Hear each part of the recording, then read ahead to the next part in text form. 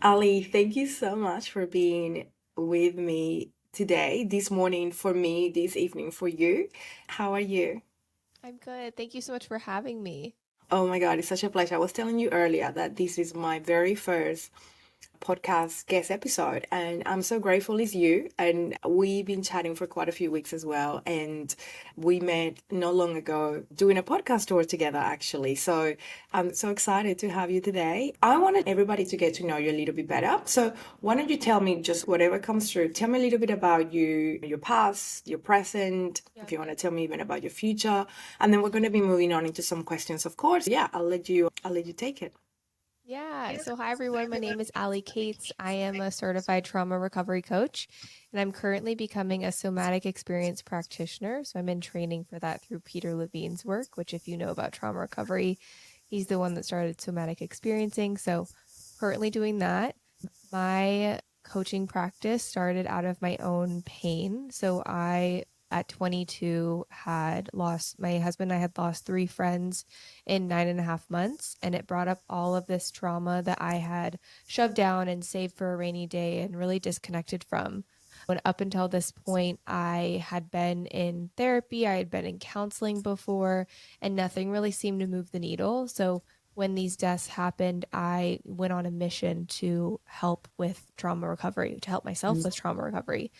And I remember thinking trauma's not what I had, even though I had like really big T traumas. I had a couple big T traumas, but I was still so disconnected from what trauma was. I was like, this isn't what I have. This isn't it. Right. And so at 22, when we lost those three friends, it brought up that old pain. And so I went on this mission to try everything under the sun, really, for trauma recovery, everything from tapping to EMDR, CBT, which is cognitive behavioral therapy, hypnotherapy, brain rewiring, or neuroplasticity. I tried all these different things, and nothing really seemed to move the needle until I was able to move the emotional charge out of my body. Because we can talk about trauma all we want, but it lives in our body, it doesn't live in our brain.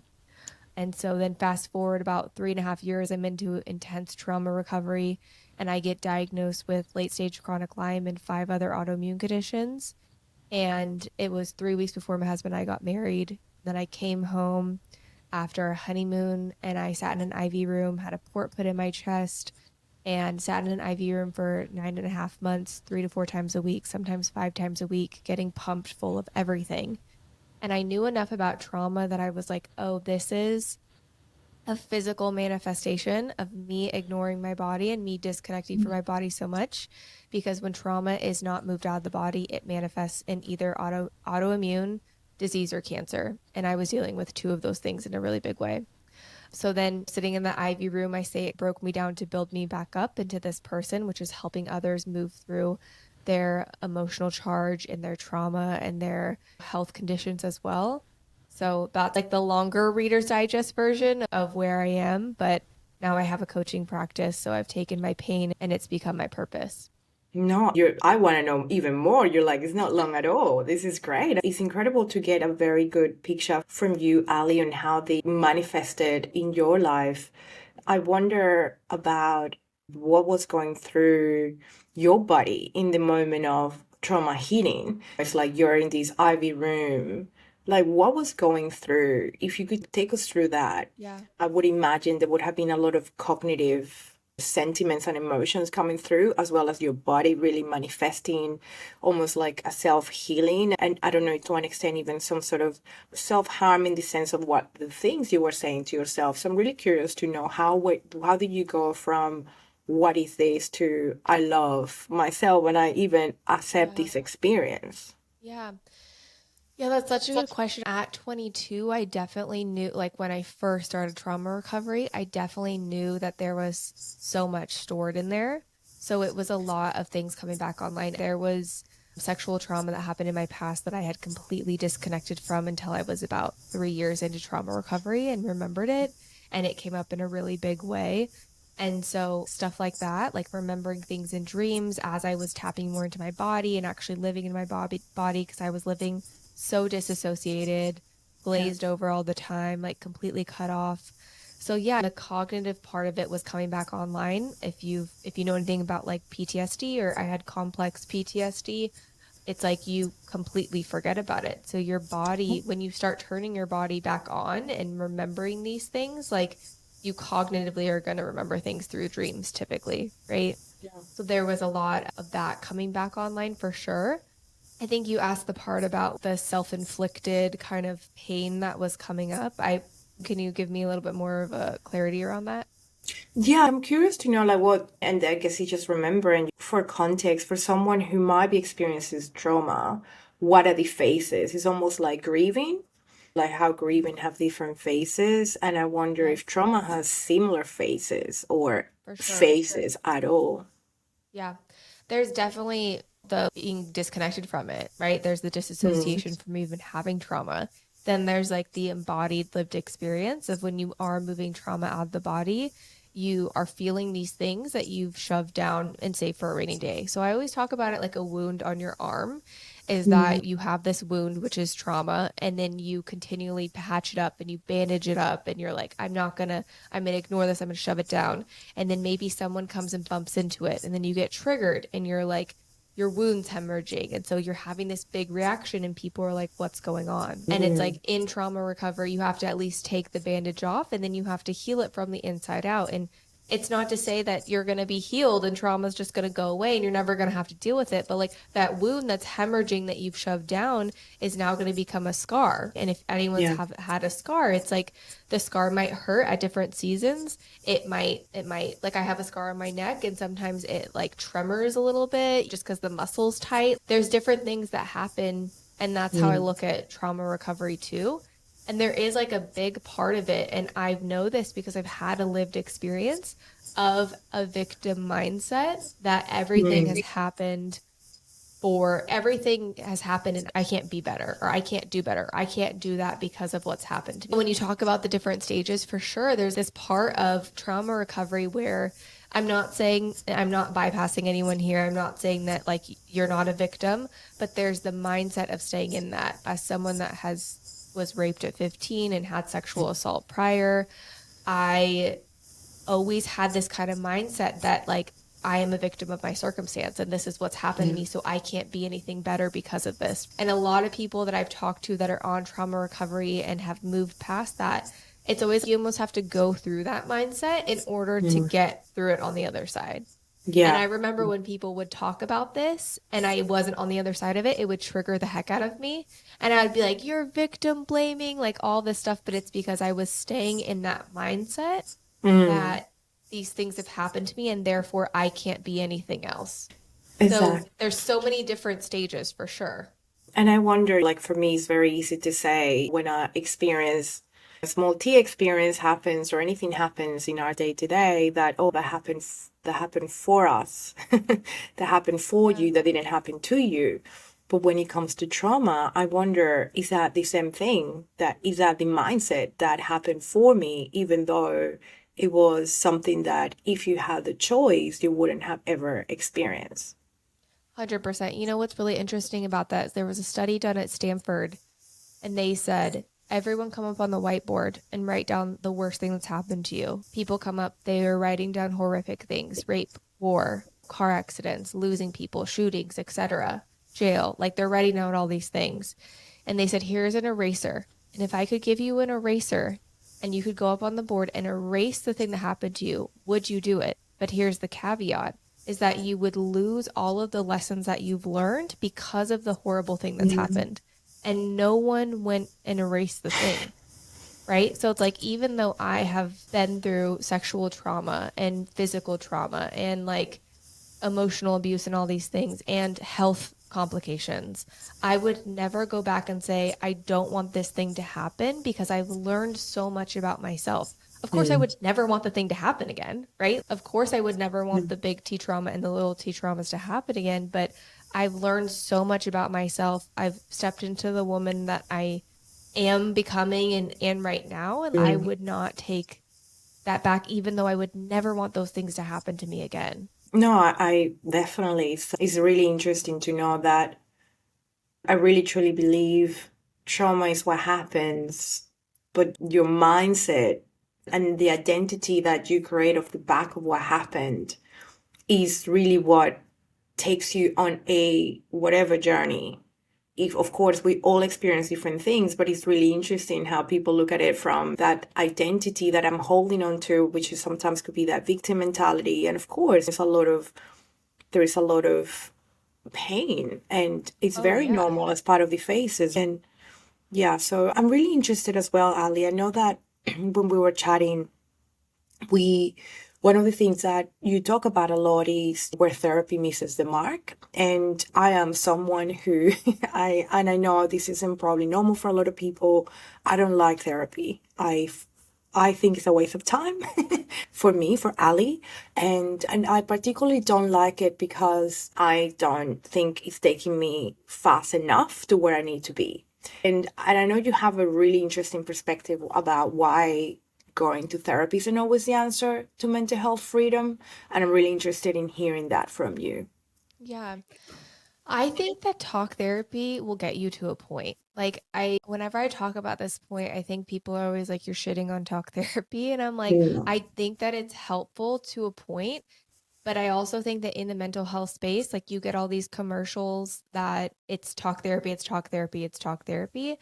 But talk therapy is in your brain, right? So if you've had trauma, you have to have someone that knows how to work with trauma.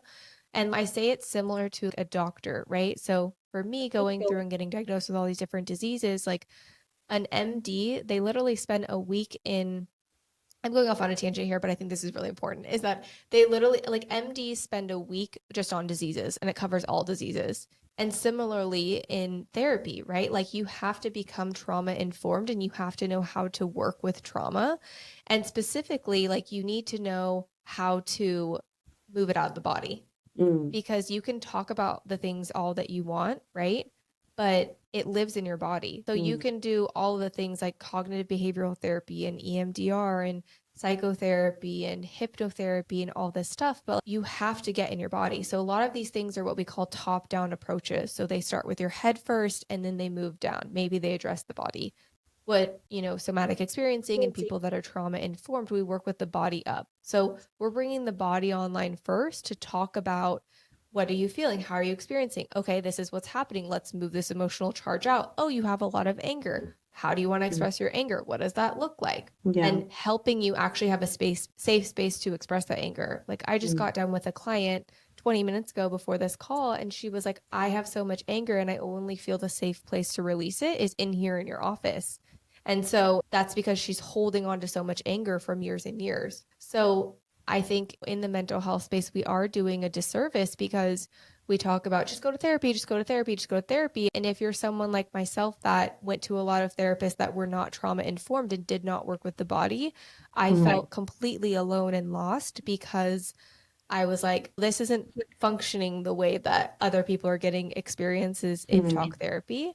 But Yeah. then when I found a practitioner that worked with the body and like releasing the anger and releasing the stored emotions, like that's when I really felt freedom and relief. And I was like, oh my gosh, my Mm. nervous system is more regulated. I have more tolerance for bad stuff to come my way. Like there was so much more that I was able to process in my own body.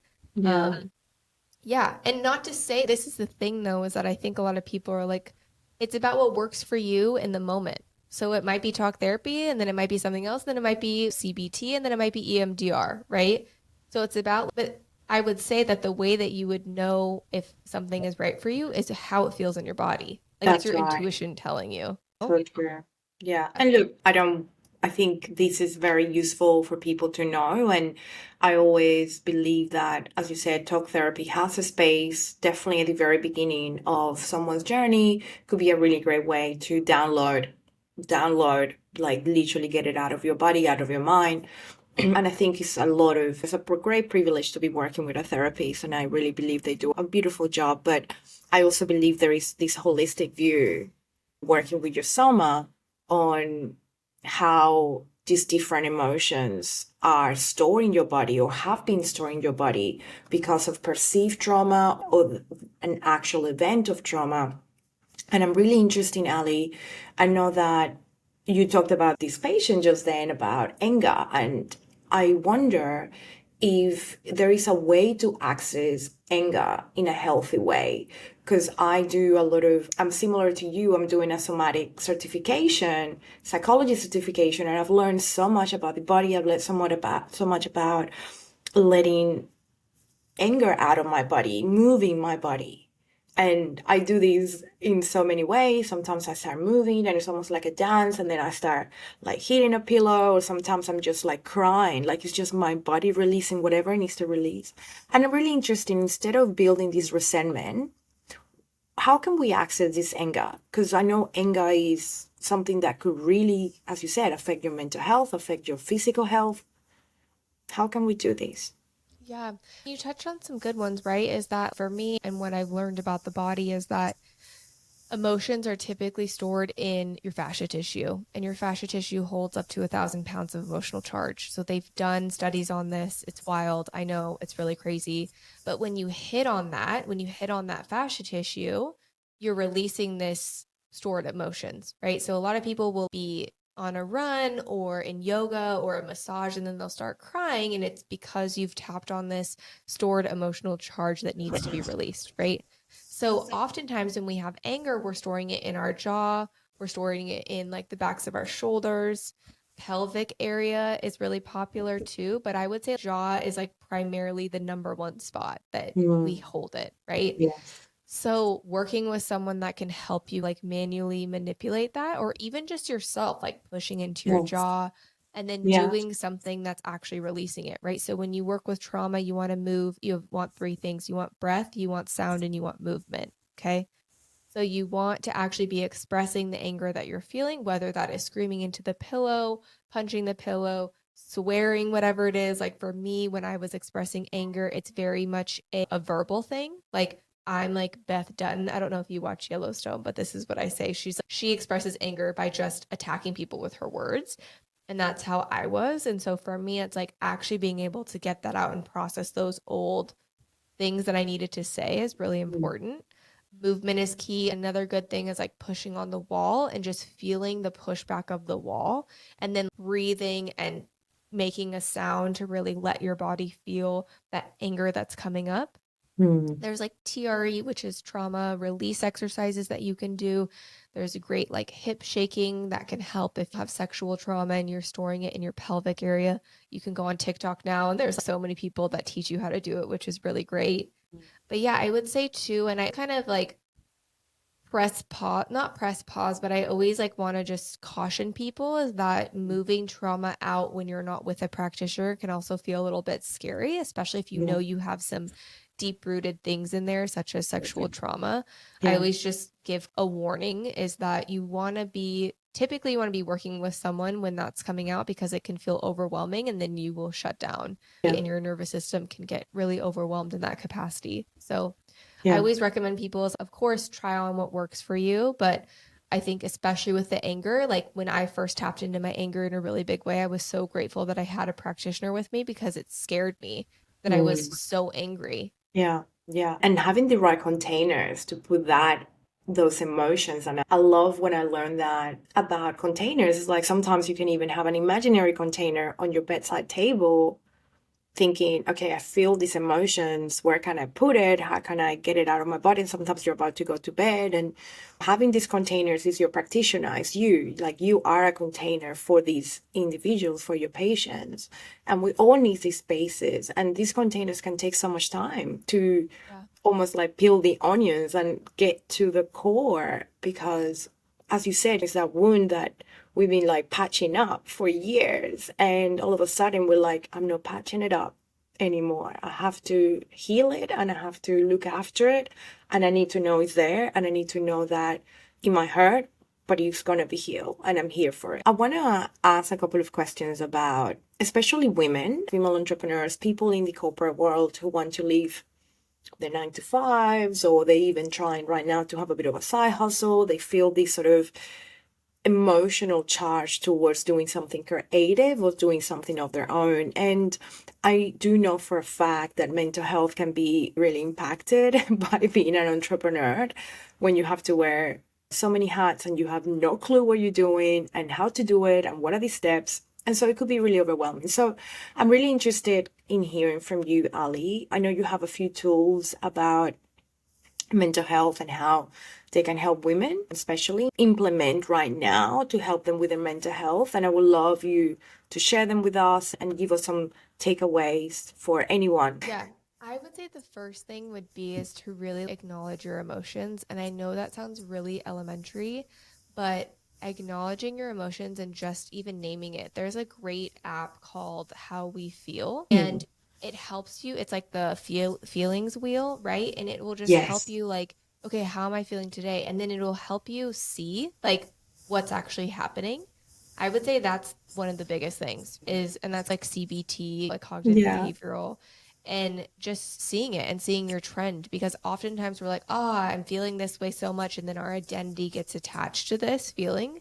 So I would say like just acknowledging your emotions. Or oftentimes what will happen is we'll be like, I'm angry, but I'm going to shove it down, save it until I'm not angry anymore, and then it becomes even more. So acknowledging them, however you want to do that, by journaling, an app, keeping it in your phone, I would say that would be the first thing, because it changes. We're emotional beings. And so oftentimes we get attached to, oh, I'm feeling really sad. Oh, I'm feeling really sad. Oh, I'm feeling really sad. Or, oh, I'm feeling really angry. But are you? So just gut checking yourself on that. Yes. The second thing I would say is to get into your body. So this is something that is so profound for a lot of people because they live outside of their body, whether they live disassociated or they're just not in tune with it because maybe it hasn't been a safe space. Maybe they're dealing with health complications. Maybe there was sexual trauma or physical trauma done to them. And, or maybe it's just never been a place that's like they've called home is their actual body. So I would say like doing some type of body practice, whether that is somatically just getting in touch with it. Okay, I'm feeling my feet on the floor, or I'm feeling there's tension in my jaw, or I'm taking a big diaphragmatic breath. Like specifically, women do not take diaphragmatic breaths, which means you're breathing in your belly. We breathe a lot in our chest, which causes even more anxiety. Do you have a technique for that? Sorry for Yeah, interrupting, but I know that I had to learn on how to do belly yeah, breathing because I was like, my God, this is so shallow and it's coming from my it's chest. And I so remember shallow. like the Yep. balloon and then the whole thing was, what are the tricks to do it? Yeah. So you're going to breathe in for 4 counts, but you're going to push your stomach out for those 4 counts. So you're going to breathe in, 2, 3, 4. You're pushing your stomach out, and then you exhale and pull your stomach in. So we're going to do it 2 more times. So you're going to breathe in, push your stomach out, and then exhale, pull your stomach back in. So even if you look at yourself in the mirror, most people will still be breathing Yeah. up here, but you want to focus on pushing your stomach out, like really overextending Yes. it, like exaggerating it, like you're pregnant, like really extending into your stomach, into your pelvis, Mm, and your floor, your pelvic floor, right? And then yes. when you exhale, you're pulling your stomach back in. And people, it Mm, takes them a minute to make the brain connection because they're typically yes. doing the opposite. Yes. I could even notice like how my chest was going up. Yeah, Yeah. so I would say the second thing would be like doing a body practice or just doing a body scan. Like you're starting at the top of your head, you're relaxing your scalp, your jaw, your throat, and you're doing that kind of body scan a minute and just getting into your body, even if it's okay, I'm going to get in my car, I'm going to take a minute, I'm going to put my timer on for a minute. I know it sounds really elementary, but I promise you it will Yeah, help so much. definitely. And the third thing that I would say is finding a hobby. And this is an unpopular opinion because many women will tell me that their hobby is listening to a true crime podcast. And I will say it's not a hobby. That's like it's fun, but like really trying to cultivate a hobby because, and men are great at this, right? Like they'll try many different hobbies because they're like, I'm going to try the next thing and I'm going to do the thing.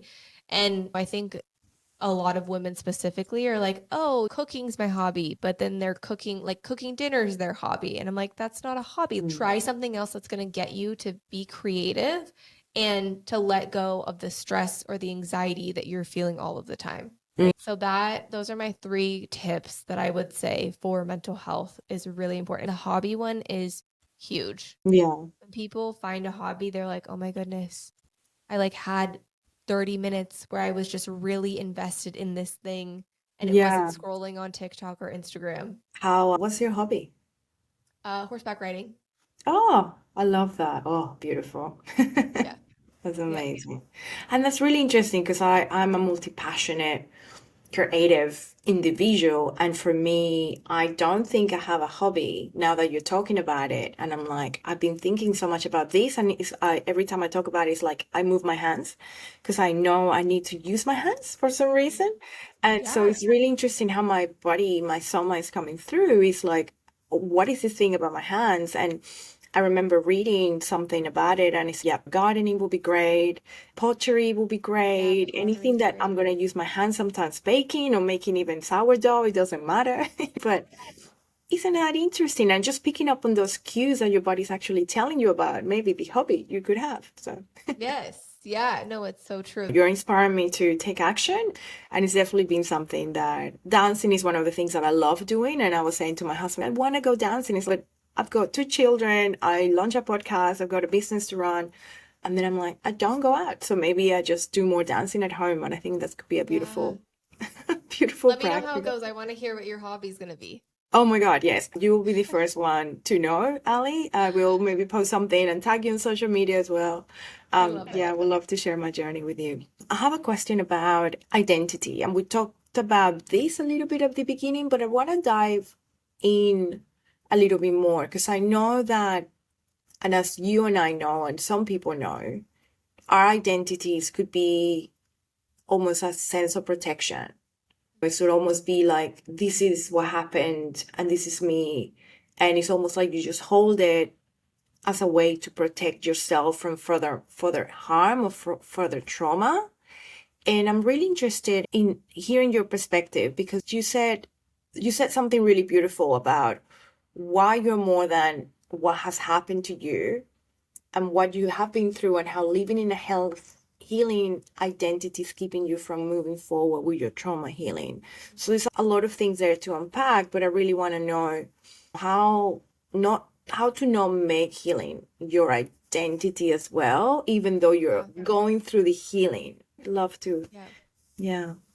I think the first thing, like physical healing, is a big one, right? So for me, it was getting diagnosed with late stage Lyme and multiple co-infections and then multiple autoimmunities and endo and blah, blah, blah. The list keeps on going. Like, and all within a relatively short amount of time, it's like that became my identity because I really needed affirmation in what had happened to me. So the people that I needed affirmation from what had happened to me in my past, in my childhood, were not affirming me because they didn't have the capacity to, but they were affirming that I was sick, right? And so then I held on to that. And I was like, this feels good because I'm getting this affirmation from what's happened to me in the past, right? So this trauma that happened to me in the past was never affirmed. My physical manifestations and my physical body that was giving out, like they could affirm that. So I was like, it felt good to finally be recognized and seen and to have doctors go,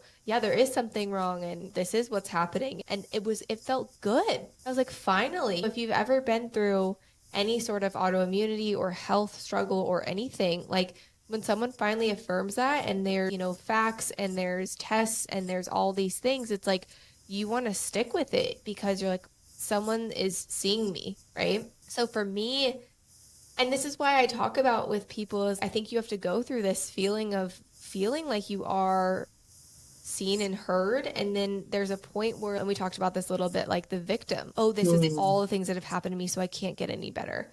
Oh, I can't do that because I can't get any better because all these things are happening to me, right? And when you constantly are staying in that energy, it's like you're going to be receiving that energy everywhere. Yeah. So it's like that mindset will continually bring in that you can't be anything better. There was a point in the IV room where it wasn't even the IV room. I had sepsis in my port and it was really bleak there for a bit. And I was like, I'm done. Like, I'm done with this feeling like I can't be anything better than this. I'm done with my health being my number one thing and my number one identity. Yeah. And I was just like, I have so much more to give in this world than just telling my story around my health. Like, my story is around trauma healing and how it has manifested in physical form. And it's not about the fact that like all these horrible things have happened. It's about the fact that I'm literally living proof that your past does not have to define your future or your present. If I didn't work through the trauma recovery and continually do it, because it's like it's an ongoing process, right? We're all humans. Things will continually trigger us, and it's that scar that I talked about that it's still gonna, someone's still going to poke it and might get a little bit funky during certain seasons, right? But it's, if I didn't go through those things and change my mindset and change my identity, I wouldn't be sitting here talking to you about it on a podcast and like running a coaching business. Like that just, it wouldn't have been a thing. Yeah. And I love that. I've been thinking so much about that. For me, I have been diagnosed a few years back with a hormonal imbalance, and PMDD is like a very extreme version of PMS, which I'm like, I was fine until I wasn't. And it all started in my early 40s. And I was also recently diagnosed with ADHD. And funny enough, there's a lot of really great scientific studies about these two connecting and how our hormonal changes, especially for women, even though I'm going through very proactively talking to so many different experts and practitioners, I'm really taking good care of what is happening. But you're right. I think is that identity for me is like, it's not me. Like I don't need to be identified by it. And you're right. I think that's really important to think about as you're going through your own healing, because it's almost accepting that it is there, but also accepting that you're much more than that. You're much more that thing that someone decided to name it and give it an identity and put you in a box. You're not that box. You're all these many boxes all together. But I think that's really important for people to think that not because a practitioner, an expert, someone who did go to med school or whoever gives you these diagnoses that you are just that thing. Yeah. But I will say too is, and that's why I say when I talk about the victim mindset, it's like, I think that people have to go through that, because that has been my journey, and it's been a lot of people's journey that are on the other side of it, is that I think you have to be like, fuck, this is my life and I'm pissed about it. And this is what's happened to me. Yes. I think it's really healing to feel that, because you're not bypassing your anger. But I think when we run into kind of the wall is when people hold on to that longer than they need to. So when they make it their identity, where they're like, oh, I am an I've gone through endometriosis, and then it's their entire identity, right? Or I have Lyme and it's their entire identity. That's actually where, when you talk to a lot of experts that, you know, are in the space, whether that's doctors or practitioners, it's like that's where they see their clients get stuck, is they get stuck in the identity that this is what they are. And then they don't make that full recovery of healing. They don't 100% heal because they're like, this is the thing. And it's like, yeah, but what's underneath the thing? Like, why do you need to be affirmed about this identity? What's underneath that? Yeah. And where is that in your body? And what's the emotion that's coming up? And can you move through it? And can you let go of it? Yeah. Yeah. I love that. That is so true. Oh, the identity piece I think is really important to navigate. Now we are almost at the end, and this has been an awesome conversation, Ali. Where is life going for you? What is your path of healing? Are you further healing yourself? I would imagine healing is a long life journey endeavor. Yeah. So where are you at with your own healing and your own journey? Yeah.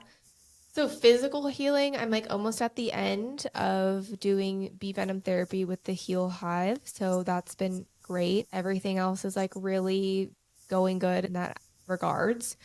Emotionally, I am human, right? So it's, especially if you're in this space and you are helping other people to heal, it's going to bring up your own stuff. So I had a mentor once say to me is like, the quick and dirty way to heal your stuff is to help other people heal, because something that you work through, or when a client comes in and they have a similar past that I do, it can be triggering, right? So for me, on my own mental health journey, it's really important to use the tools that I know to continually help my nervous system to build more tolerance, etc. So for me, it's really focusing on those tools that I know every single day and leaning into them, even when I'm like, oh, I'm fine. I didn't see that many clients today. I think I'm fine. But it's like having that, what I call emotional health muscle, to like continually discipline myself to help release any emotional charge that I'm picking up when I'm working with clients or anything that's activating me. Yeah, and that's a really important one. And I think for anyone listening who is a practitioner like yourself, being so mindful of your very own cup, it's like, how am I filling my cup so I can fill others' cups? How do you find that balance? For me, it's been testing it and trying it, always having like time in between clients. In my coaching practice, I take the last week of the month off to help clients integrate what we're doing and also to give me a reset as well, which I've found has been really helpful because Mm, when you're in trauma recovery, sometimes clients are like, okay, I need a minute. I want to use these tools and see how it goes. And so that's been yeah, really helpful for both of us because the more that I can pour into myself, the more I can give too, like yeah, what you said. yeah, I love that. Ali, where can people find you? Where can they find more information about you, your socials, all of it? Yeah. Everything is allicates.co. So my website is allicates.co, no M, just .co. Instagram's allicates.co, TikTok, same thing. And yeah, if you need support or if this is anything that you were looking forward to, you can reach out to work one-on-one with me. Amazing. Thank you, Ali, so much for being with us today. I appreciate that this is something that a lot of people don't yet have the awareness or the knowledge on. Thank you for having me. Thank you.